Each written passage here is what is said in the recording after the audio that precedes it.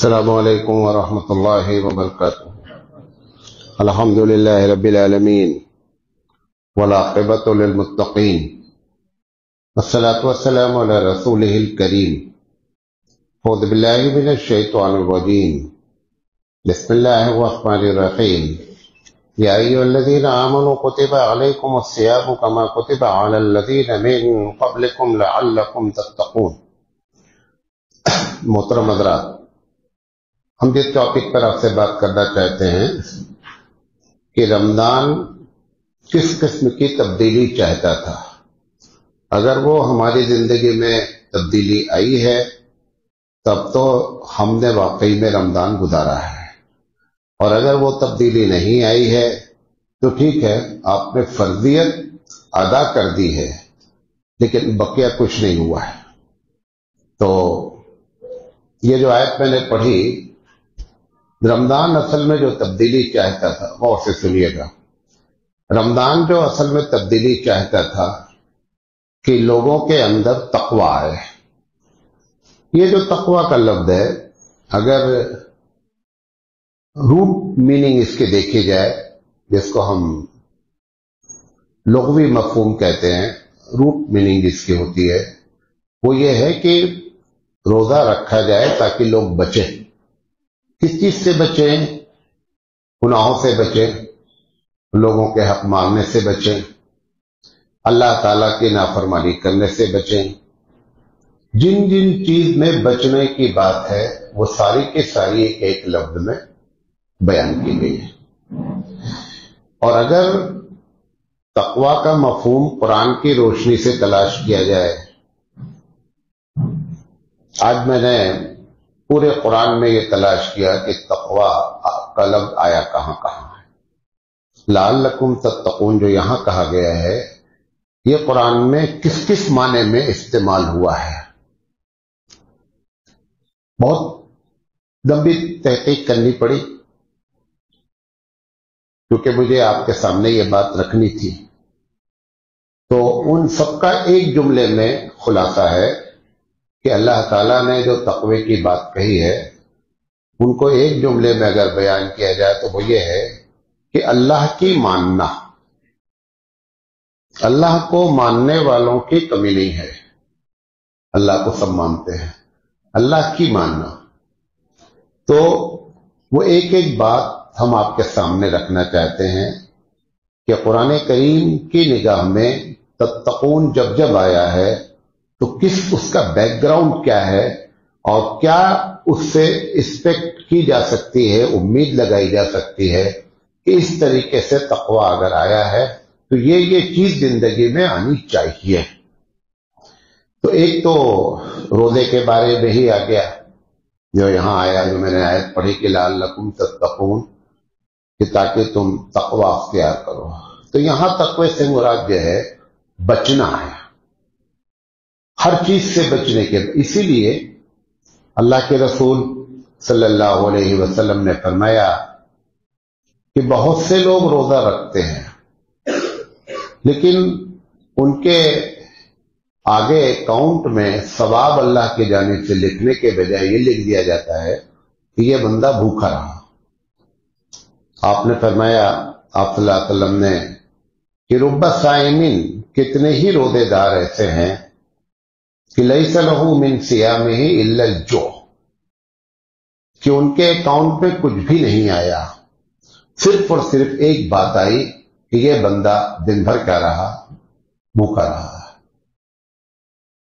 اس سے ایک فائدہ تو ہوا کہ آپ کا روزہ ادا ہو گیا۔ ادا ہونا ہمارا مقصد نہیں ہے، ہمارا مقصد ہے قبول ہونا۔ ادا ہونا الگ چیز ہوتی ہے اور قبول ہونا الگ چیز ہوتی ہے۔ یہ بہت سے لوگ کنفیوز ہیں۔ کبھی کبھی جب ہم ایسی باتیں کر دیتے ہیں تو پھر کہتے ہیں کہ پھر تو مولانا صاحب روزہ رکھنے کا کوئی فائدہ ہی نہیں ہوا۔ نہیں، فائدہ تو ایک ہوا ہے۔ قبول میں اور ادا میں فرق کیا ہوتا ہے، بارہا اس پر میں بولتا رہتا ہوں، آپ کو بھی آج بتانا چاہتا ہوں کہ جب عبادت کو غور سے سنیے گا تو سمجھ پائیں گے۔ जब इबादत कबूल होती है तो सवाब मिलता है, जब इबादत अदा होती है तो उसके छोड़ने के गुनाह से बच जाते हैं।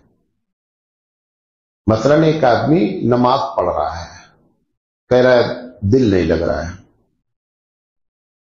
ऐसी नमाज के बारे में हदीस में आया कि उसकी नमाज उसके मुंह पे मार दी जाएगी। ये नहीं कहा गया है कि ऐसी नमाज पढ़ने वाले को ये माना जाएगा कि इसने नमाज ही नहीं पढ़ी, अपसेंट है। अपसेंट नहीं है, आप प्रेजेंट है। तो प्रेजेंट होने की वजह से जहां पे लिखना था तारीके सलात कि इसने नमाज छोड़ी, वो नहीं लिखा गया, प्रेजेंट लिख दिया गया। प्रेजेंट लिखने से नमाज छोड़ने के गुनाह से बच गया। ऐसे ही रोजा अदा हुआ तो रोजा के गुनाह के छोड़ने का जो गुनाह है वो बहुत बड़ा है। हजरत अली रजी अल्लाह ताला अन्हु इस पर फतवा दिया करते थे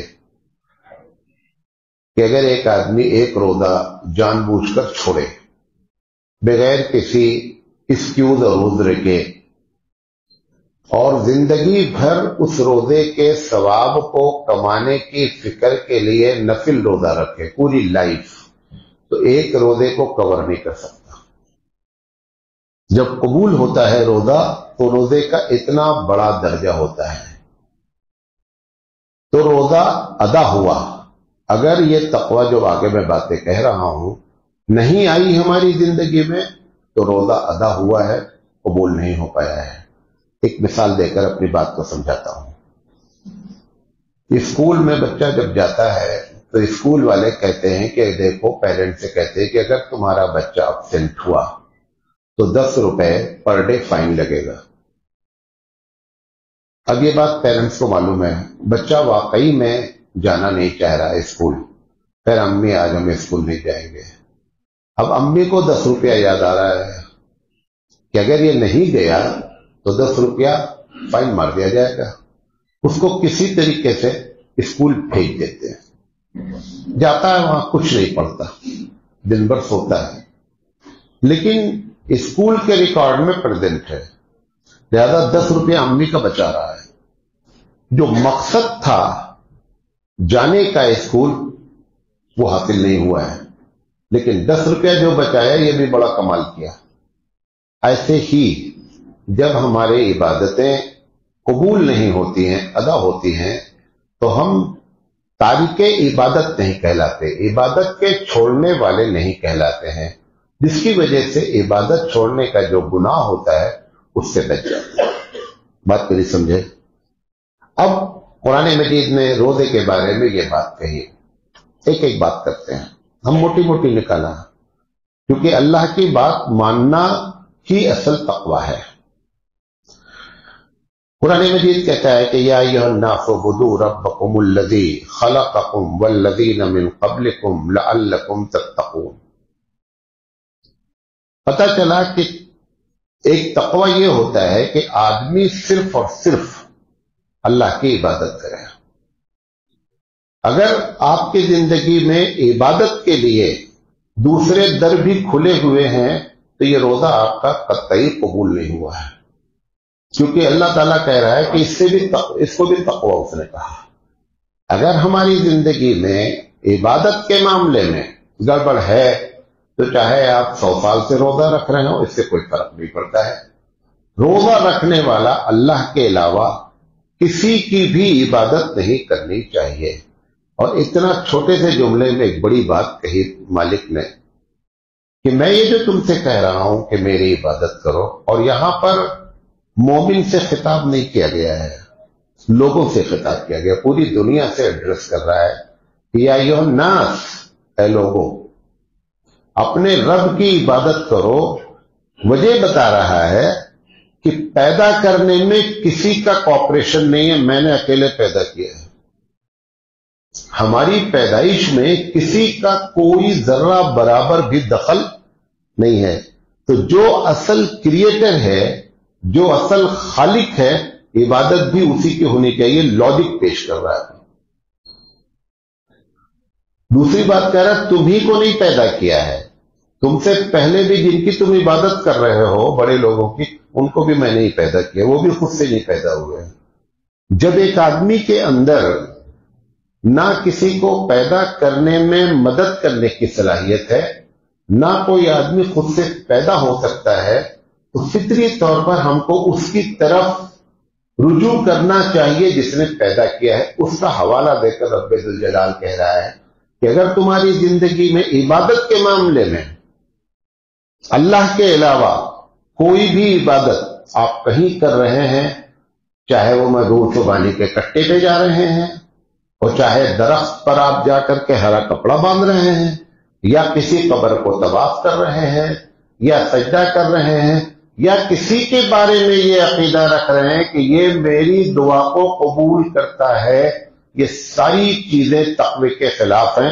اللہ کہہ رہا ہے لعلکم تتقون، تاکہ تم تقوی اختیار کرو۔ پتہ چلا کہ تقوی اس وقت تک نہیں آ سکتا ہے جب تک کہ بندہ توحید پرست نہیں ہو سکتا، چاہے جتنا نیکی کا انبار لگا دے کوئی فرق نہیں پڑتا ہے، اصل توحید ہے۔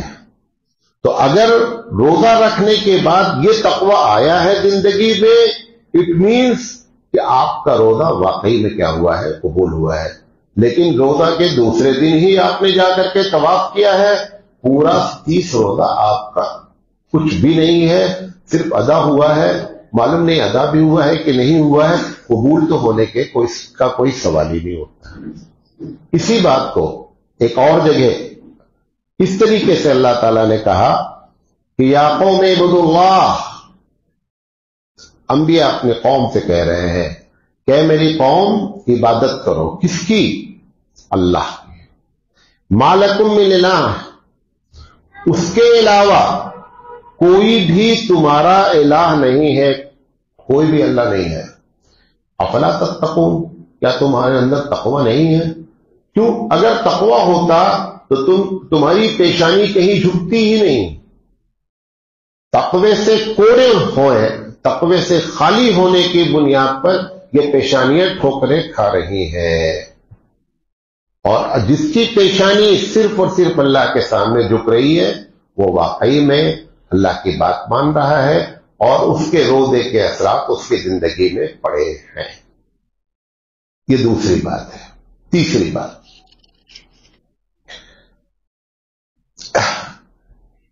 ایک آیت ہے کہ بنی اسرائیل سے ہے۔ جب بنی اسرائیل سے کوئی بات اللہ کہتا ہے اور قرآن میں کہتا ہے تو اس کی ایسے مثال ہے کہ کوئی بہو کو کوئی بات سنانا چاہتا ہے، بیٹی کا نام لیتا ہے اور بہو سے کہتا ہے تم بھی سنتی رہنا۔ مقصد ہوتا ہے بہو کو بھی سنانا، بیٹی ایک بہانہ ہے۔ ایسے ہی جب بنی اسرائیل کی کسی غلطی پر پروردگار عالم قرآن میں ذکر کرتا ہے تو ہم کو بتانا چاہتا ہے کہ بی الرٹ، ہوشیار ہو جاؤ۔ اور ہم نے ان لوگوں کے ساتھ جس بنیاد پر برتاؤ کیا ہے وہی برتاؤ میں اگر تمہارے اندر وہ چیزیں آ گئی تو میں تمہارے ساتھ بھی وہی کر لوں گا۔ کیونکہ آدم کی اولاد کے لحاظ سے کوئی بھی اولاد سوتیلی نہیں ہے، بھلے اس کا نام کچھ بھی ہو، سیتارام ہو، جان ہو، محمد احمد ہو، عبداللہ ہو، اس سے کوئی فرق نہیں پڑتا ہے۔ آدم کی اولاد کے لحاظ سے سب سگے ہیں۔ لہذا اگر اللہ تعالیٰ یہ کہتا ہے کبھی قرآن میں تو اس کا مطلب یہ ہے کہ تم بھی اس بات کو غور سے سنو اور تمہارے ساتھ بھی یہی پالیسی اپلائی ہو سکتی ہے۔ کیا کہہ رہا ہے کہ وَإِذْ أَخَذْنَا مِيثَاقَكُمْ وَرَفَعْنَا فَوْقَكُمُ الطُّورَ خُذُوا مَا آتَيْنَاكُمْ بِقُوَّةٍ وَاذْكُرُوا مَا فِيهِ لَعَلَّكُمْ تَتَّقُونَ، کہ تم نے جو وعدہ کیا، تم نے جو عہد لیا، اس کا ذکر توریت میں آج بھی ہے، اور تم نے اس کو توڑا، تم نے نہیں دیکھا کہ اس میں ہم نے وعدہ کیا کیا تھا۔ اگر تم اس وعدے کو یاد کرتے اور پورا کرتے تو لعلکم تتقون، تب معلوم ہوتا کہ تمہارے اندر تقوی ہے۔ کیا پتہ چلا کہ اگر صائم، روزے دار اللہ تعالی کے وعدے کو نہیں یاد رکھ رہا ہے تو اس کا مطلب یہ ہے کہ اس نے روزہ نہیں رکھا ہے، صرف ادا ہوا ہے۔ وعدہ آپ کا کیا ہے اللہ سے؟ آپ تو کہتے ہیں میں تو کچھ وعدہ کیا ہی نہیں۔ آپ نے 6 بنیادی وعدے کیے ہیں۔ کتنے؟ 6 بنیادی وعدے ہیں۔ سب سے پہلا وعدہ ہے جس کو آپ ارکان ایمان کہتے ہیں، اسی بیس پر ایک آدمی کیا کہلاتا ہے؟ مومن اور مسلم کہلاتا ہے۔ اس میں سے پہلا وعدہ ہے کہ ہم اللہ آپ کو مانتے ہیں۔ جب اللہ مانتے ہیں تو 3 باتیں ہوتی ہیں۔ اللہ سب مانتے ہیں۔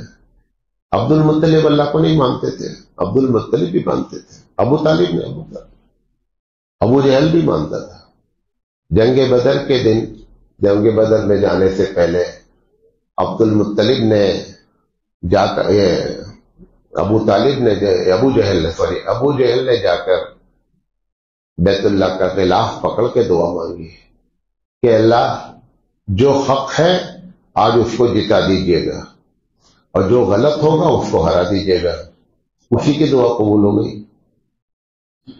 اسی نے کہا تھا کہ جو حق ہے اس کو جتا دیجیے اور جو باطل ہے اس کو ہرا دیجیے، لیکن کہا کس سے؟ اس نے سارے بت سائیڈ میں رکھے ہوئے تھے، چاروں طرف، صفا پر، مروہ پر، سائیڈ میں، اندر، کسی کو ایڈریس نہیں کیا، لیکن پھر بھی اللہ نے کہا کہ سب سے بڑا کافر ابو جہل ہے۔ تو سوال یہ ہے کہ کیا چیز اس کے اندر نہیں تھی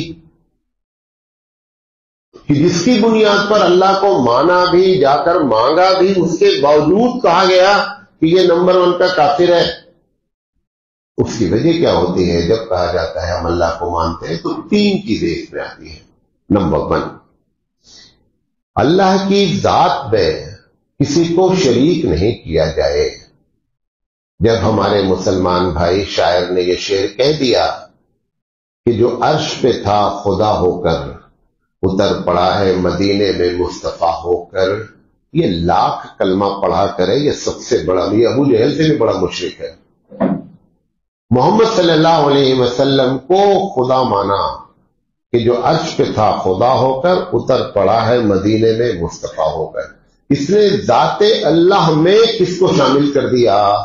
محمد صلی اللہ علیہ وسلم کو۔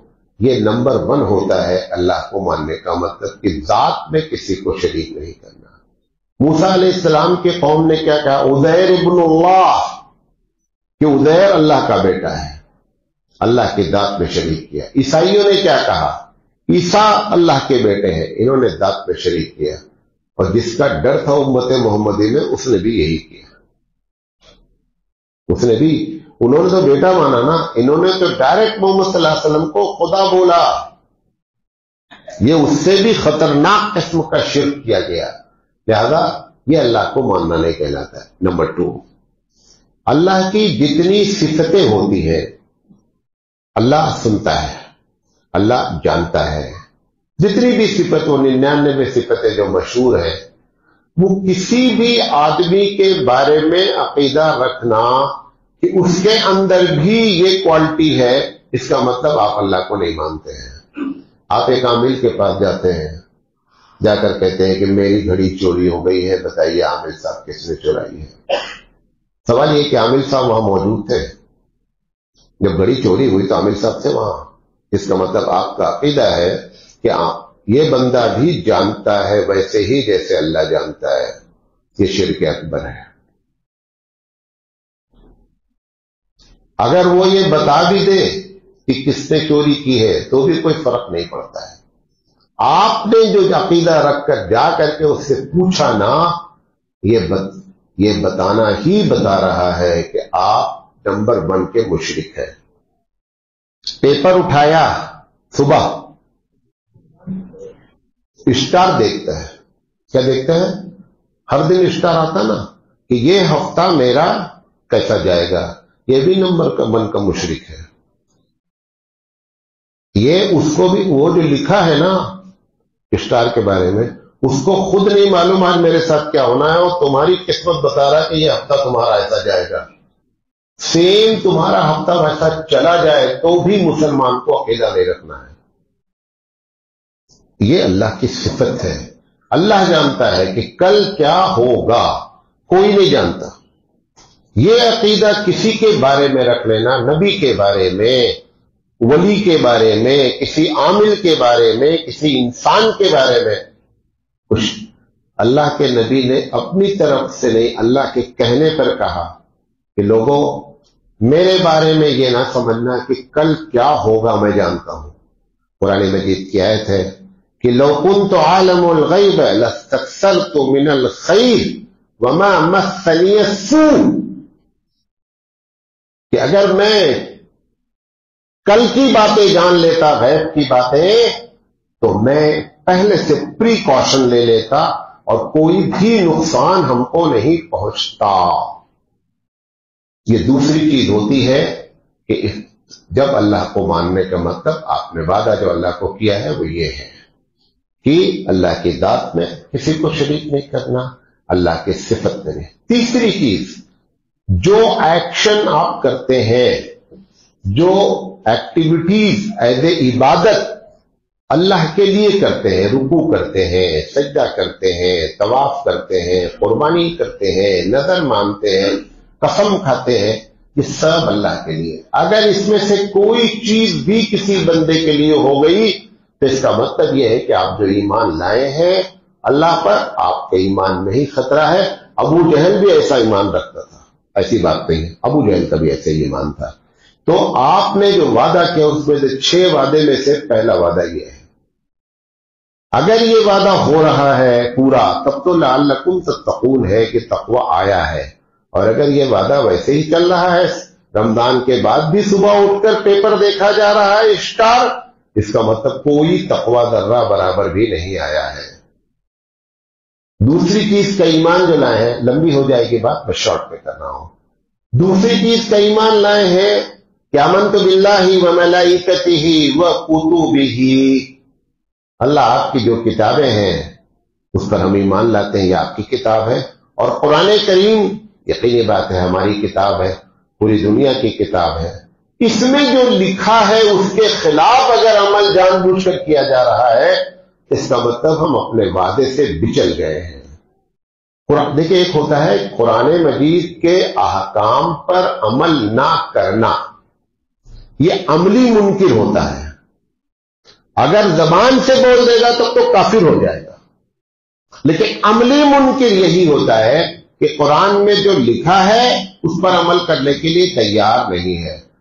ایک آدمی کے نکاح کا مسئلہ ہے، طلاق کا مسئلہ ہے، یہ سارے مسئلے قرآن میں دکھ رہے ہیں، اس کے باوجود وہ کہتا ہے کہ مہلا منڈل سے ہم کیا کرائیں گے، فیصلہ کرائیں گے۔ یہ شخص قطعی قرآن کو نہیں مانتا ہے، قطعی نہیں مانتا۔ اس کو پہلی فرصت میں کہنا چاہیے تھا کہ چاہے ہمارے فیور میں ہو چاہے ہمارے خلاف ہو، ہمارا اللہ جو اس مسئلے میں بات کر رہا ہے ہم اس کو مانتے ہیں۔ تب تو واقعی میں اس نے جو وعدہ کیا ہے، عہد لیا ہے کہ ہم کتاب پر ایمان لاتے ہیں، پورا کر رہا ہے۔ جیسے عورت نے کہا کہ نہیں، گورنمنٹ نے کہہ دیا ہے کہ بغیر محرم کے عمرہ اور حج پہ جا سکتے ہیں، اللہ بولا نہیں جانا چاہیے، آپ بولے جانا چاہیے۔ آپ نے بات کس کی مانی؟ سرکار کی نا، تو سرکار ہی آپ کو عمرے اور حج کا ثواب بھی دے گی، اسی سے ثواب بھی لینا ہے۔ ثواب جو دے گا جس کے حکم سے جا رہی ہو عمرہ کرنے، وہی تو ثواب دے گا۔ تم کہہ رہے ہو نہیں، سرکار نے کہہ دیا ہے کہ بغیر محرم کے جا سکتے ہیں، جاؤ بغیر محرم کے، اور ثواب بھی انہیں سے لو جنہوں نے آرڈر دیا ہے کہ بغیر محرم کے آ سکتے ہو، تم جا سکتے ہو دونوں سے۔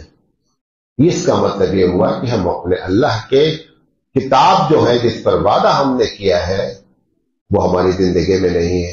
ایسے ہی سب چیزیں ہیں، رسول کو ماننے کی بات ہے، آخرت کو ماننے کی بات ہے۔ اب جیسے رسول کو ماننے کی بات ہے، رسول سے بڑی محبت ہے مومن کو۔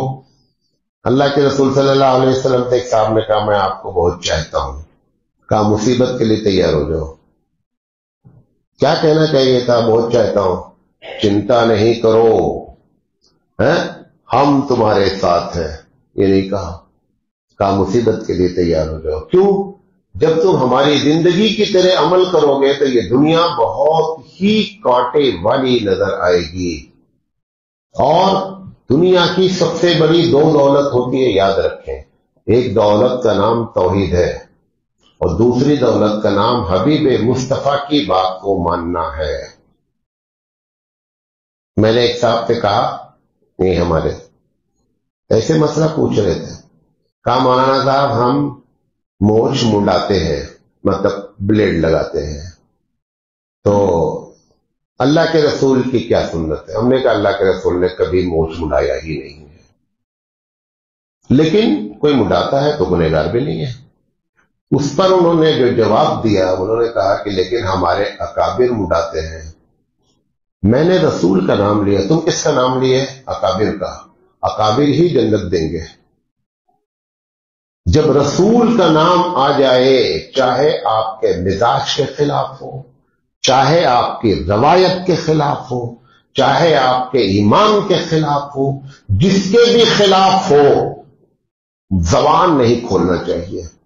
جب رسول اکرم کا نام، اسی کا نام محبت ہے. یہی ہم نے وعدہ کیا ہے اپنے رسول کی بات ماننے کا. تب تو جا کر کے معاملہ پار ہوگا، تب جا کر کے پتا چلے گا کہ روزے نے تقوی پیدا کیا ہوتا تو بندہ اپنے عہد اور وعدے پر ٹھہرا ہوتا. نہیں ٹھہرا.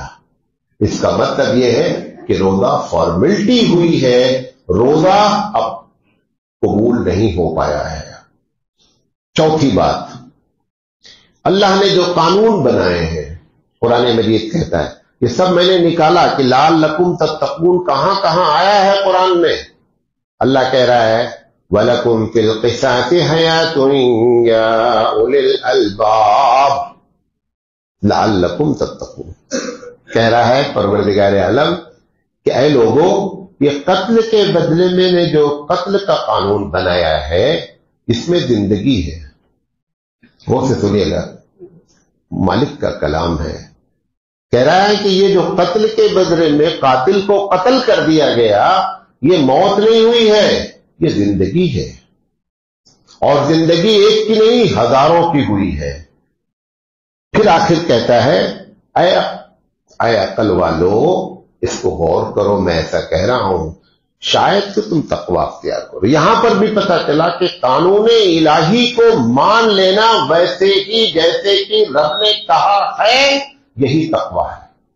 اگر آپ اور ہمارے دماغ میں یہ بات آ رہی ہے نہیں یہ 1450 سال پہلے کا قانون ہے اور آج یہ کیسے نافذ ہو سکتا ہے، آپ نمبر 1 کے مشرک ہیں. جو بھی یہ عقیدہ رکھتا ہے کہ 1450 سال پہلے کا قانون آج نافذ نہیں ہو سکتا ہے، یہ نمبر 1 کا مشرک ہے. یہ جو کہا اللہ نے کہ یہ موت نہیں ہے، کہہ رہا ہے یہ زندگی ہے. مطلب کیا ہے؟ مطلب یہ ہے کہ میں نے کہا ہے کہ سزائے موت دی جائے چوراہے پر. اگر سزائے موت چوراہے پر دی جائے تو ہزاروں لوگ جو قتل کا ارادہ کسی کا کرتے تھے، وہ سب اپنی جگہ دیکھ کے کانپ جائیں گے اور قتل نہیں کریں گے. تو ایک موت نے ہزاروں مرڈر کو کیا کر دیا؟ روک دیا. یہ بات رب ذوالجلال کہہ رہا ہے کہ یہ اگر تمہارے دل میں بات اتری لعلکم تتقون، تب گویا کہ تم نے تقوی اختیار کیا کہ ہمارے رب کا جو بھی قانون ہے، دنیا کتنی بھی ایڈوانس ہو جائے، کوئی بہت بڑا جینیس ہو، آبجیکشن کرے، ہمارے دل میں یہ بات رہنی چاہیے کہ ہمارے رب نے جو کہا ہے وہی صحیح ہے، اس کے مقابلے میں کوئی بھی صحیح نہیں ہے. اگر یہ کیفیت ہماری ہے تب تو لعلکم تتقون ہے. ورنہ اگر آپ شیکنگ ہیں، ہل رہے ہیں اندر سے، ایسا کیسے ہو جائے گا، ایسا تو ہو ہی نہیں سکتا، آپ کے حالات ایسے ہیں، فلاں ایسے ہیں. اللہ تعالیٰ نے قرآن کریم میں جو قانون بنائے ہیں، بتائے ہیں، قیامت تک کی فائل کھول کر بنایا ہے. بقیہ دنیا کے جتنے قانون بنتے ہیں، کوئی بھی بڑے سے بڑا ملک سپر پاور ہونے کے باوجود اپنے قانون کے خلاف بل لے کر آتا ہے کہ قانون چینج ہونا چاہیے. بنایا جس نے ہے وہ بھی بہت جینیس قسم کے لوگ تھے. اس جینیس کو نیچے والے جینیس نے کچرے میں ڈال دیا اٹھا کر کے. ہر کوئی بھی پارلیمنٹ ایسی نہیں ہے کہ جہاں اس گورنمنٹ کے خلاف بل پاس نہ ہوتا ہو. یہ ہمارے رب کا قانون ہے جس کے خلاف کوئی بل کبھی بھی پاس نہیں ہو سکتا. لہذا اگر واقعی میں روزے نے تقوی پیدا کیا ہے تو اطمینان کامل ہونا چاہیے اللہ کے قانون پر کہ ہمارے رب کا قانون ہی صحیح ہے اور اس کے علاوہ کچھ بھی صحیح نہیں ہے. یہی بات کہہ رہا ہے کہ وَلَكُمْ فِي الْقِصَاصِ حَيَاتٌ. یا اور یہاں پر چونکہ قانون پر گفتگو کون کرتے ہیں؟ فٹ پاتھ والے لوگ نہیں کرتے ہیں جو اپنے آپ کو کہتے ہیں کہ وی آر ایجوکیٹڈ، جو ہائیلی کوالیفائڈ ہوتے ہیں. اسی لیے یہاں پہ جو لفظ استعمال کیا ہے کہ اے بدھی رکھنے والوں، اے ہوشیار لوگوں، اولو الالباب کا لفظ استعمال کیا ہے.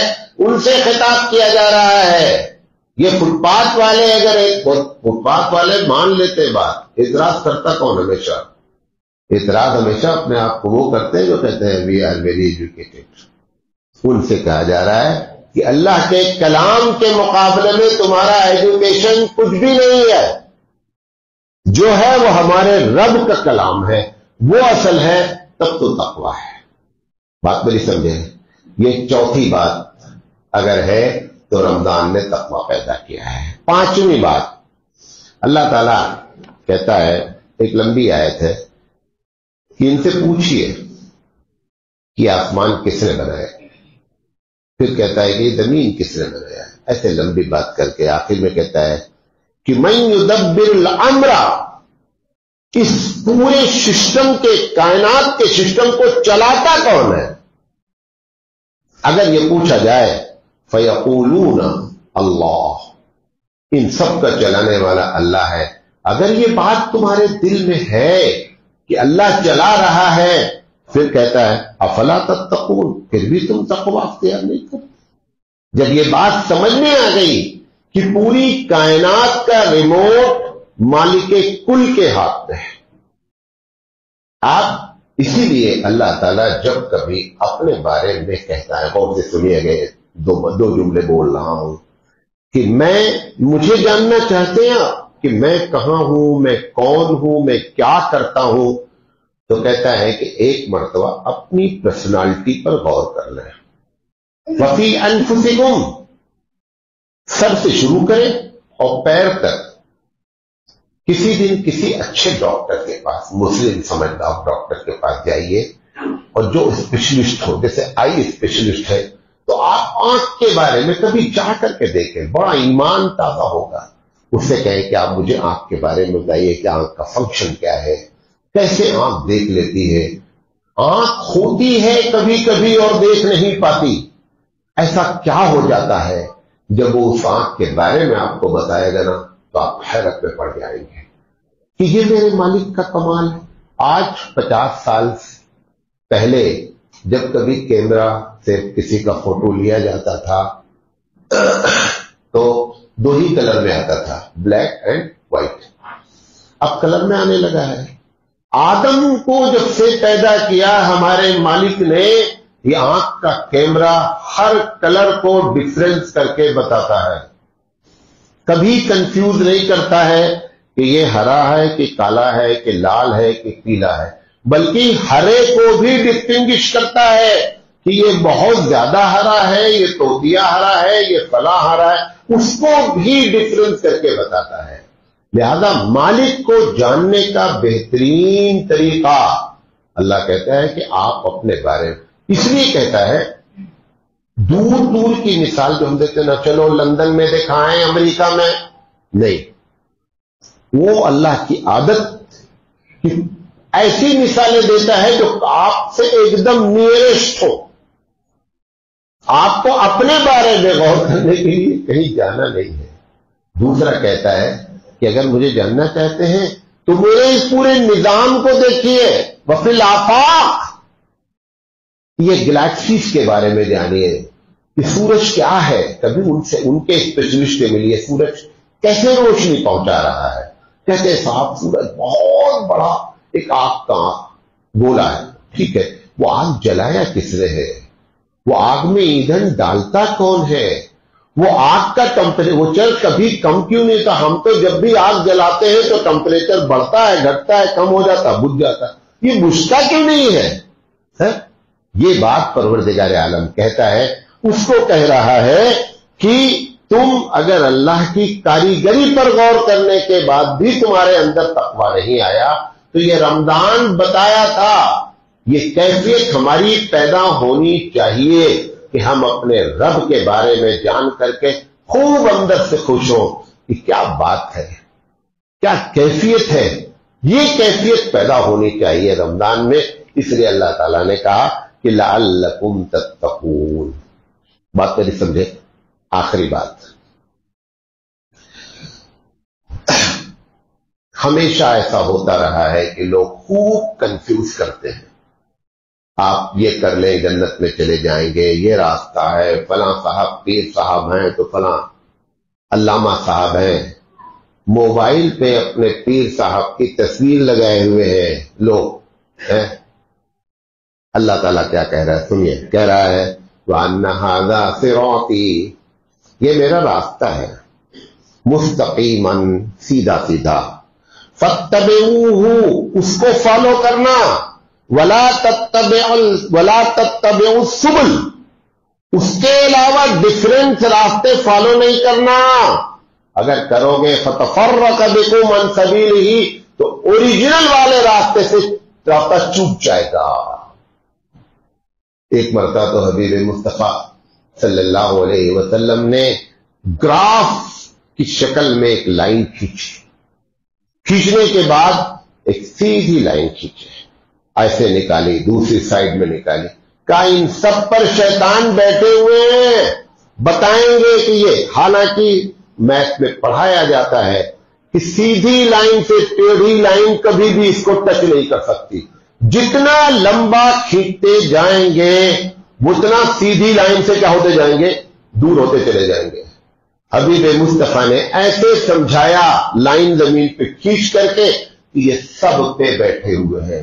آپ جو کہتے ہیں وہ فلاں بزرگ ہیں، فلاں ہیں، سب بزرگ ہیں کب تک؟ جب تک اللہ اور اس کے رسول کی بات مانتے تب تک وہ ہمارے سر پر ہے. لیکن یہ کہ اللہ اور رسول کے خلاف ایک آدمی بات کر رہا ہے، یہ وہی راستے ہیں جو راستے بتائے جا رہے ہیں.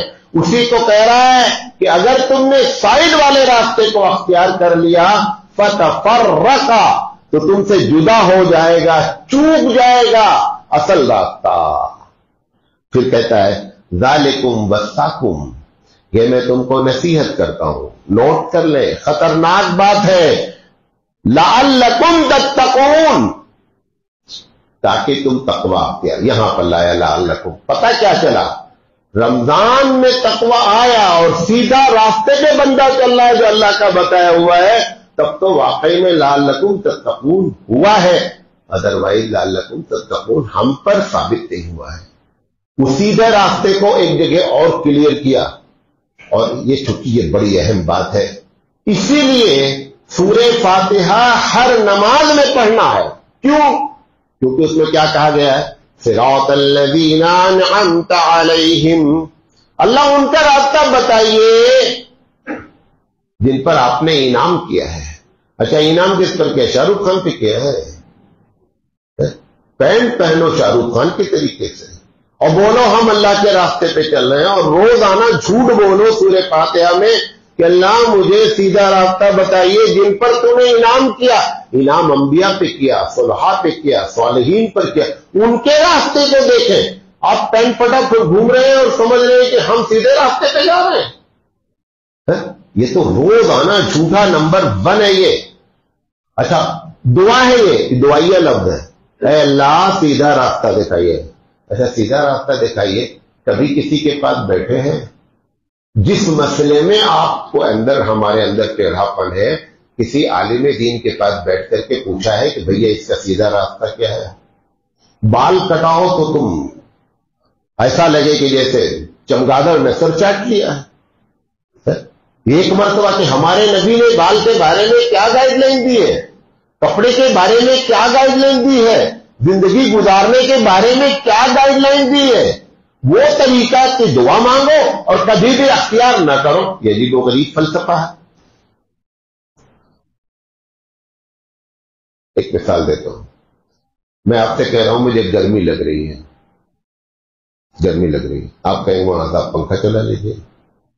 میں نے کیا کیا کہ بغل میں ہیٹر لگا لیا، پھر میں نے کہا بھیا گرمی لگ رہی ہے، آپ نے کہا مولانا صاحب اے سی چلا لیجیے۔ ہم نے کیا کیا، سامنے الاؤ جلا دیا آپ کا، کہ الٹا الٹا کام کرو پھر جھوٹے بن کے بولو گرمی لگ رہی ہے۔ گرمی لگنے کا سارا انتظام آپ کر رہے ہیں اور آپ پھر کہہ رہے گرمی لگ رہی ہے۔ سارے الٹے الٹے کام کرو اور دعا مانگو انعمت علیہم، اللہ ان کا راستہ بتائیے جن پر تو نے انعام کیا ہے، اور کام سارے الٹے الٹے کرتے جاؤ۔ یہ کیا ہے، کیا زندگی ہے یہ؟ دو چیزیں بڑی خطرناک ہو رہی ہیں ہماری زندگی میں، غور سے سن لیں۔